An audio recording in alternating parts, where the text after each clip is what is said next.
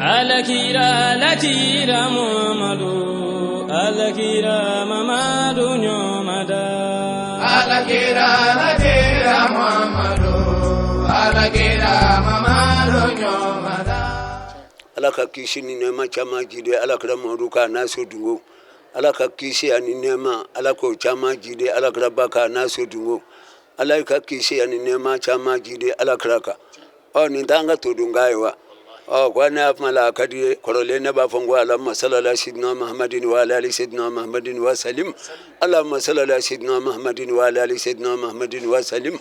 Allahumma salli ala sayyidina Muhammadin wa ala ali sayyidina Muhammadin wa sallim.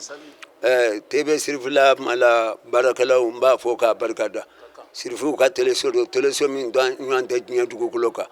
Mimbe kuna fani di afmala achinyaka anga faso kana anga todungana. Sirfla teleso na fora mala aidara ka bogorba ka kuma aidara ka teleso la teleso min yan de nya dugo kuloka ko afmala mo ka bangna ko dunombina ko ka afmala mo afmala kuna foni ka mo ladi ka do ku mudar ba ko mo ma bina mo la ni ba nya do sandida karmo mo ka chili kala da fe be de ka hine ani ta sirfu fe mo ka chili kala da fe be ka hine ni ba nya do ba mutari sandida ma ulula ay moluko mo manya don ko mi afmala alma de do bo luka famu ka to ko ne mama dalembe alala ko mamadu ikra la ba ko ala de akarangara ka ka kra to beda o ka bangini afmala ti so moluka ki ko o kuma na minu mina ka kuma mo ka di mo ka surunya anya tina be kunya khalifa alama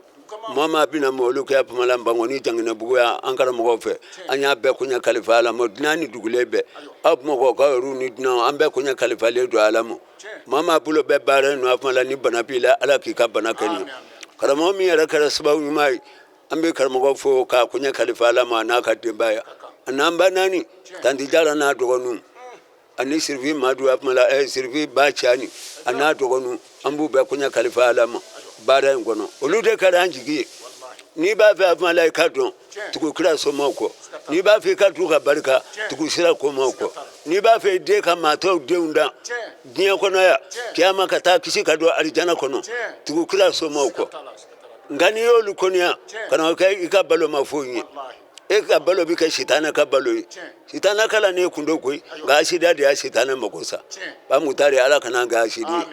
ambi duo ka sumu kai ambi duo ka kuresi kai ambi duo ka dinambawe minu mina moluka moko nyina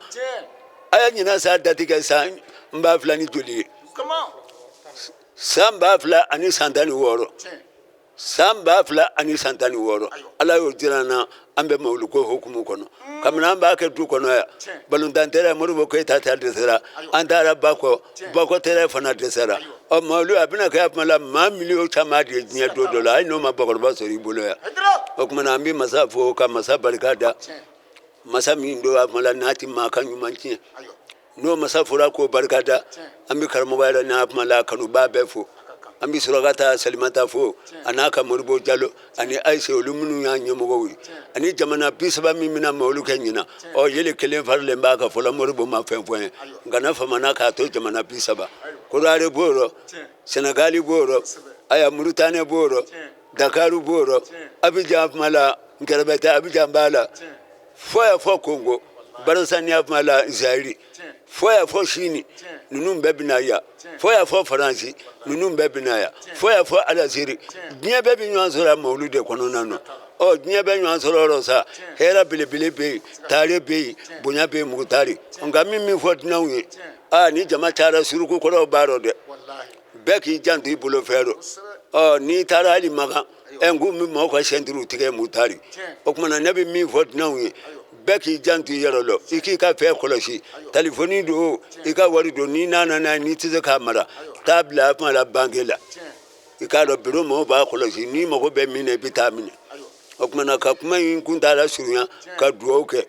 ambi duoke ba mako tiguwe tore ni yare ni sura ga sofla ni ami joni gunandi ba mutari sababu nyumande amba kana ga sago si jigiya tore ni yare de nyana ni tore kuma dugukolo damo okunya tinangiye na toro mako marbugu buya nai Ongania ya nyetuku beda. Anja tukunu nganyide. Ngo nyado akanyi. Bogoroba bo furoda bogoroba sikia. Okona faso tebu makoy. Ne marugu kadi. Nga anyena akera befe odela aka dugu sigile ya nyetuku beda. Capitali Bamako. Bamako biya dugu sigi. O ka bunya ka karama ai ka ro nyaro anyena ni tulo ni sura ka sofla boro ba ka dugutiki kurapo ka deufo ka musofo ka kosa ufo ka dugude befo agmana kumanyere amba joya sa ni sirifu ka foli mo ko be foli dugutiki la ka ni tulo ni amala nyaro be foli ami afana sirifla befo fo ya fo tamani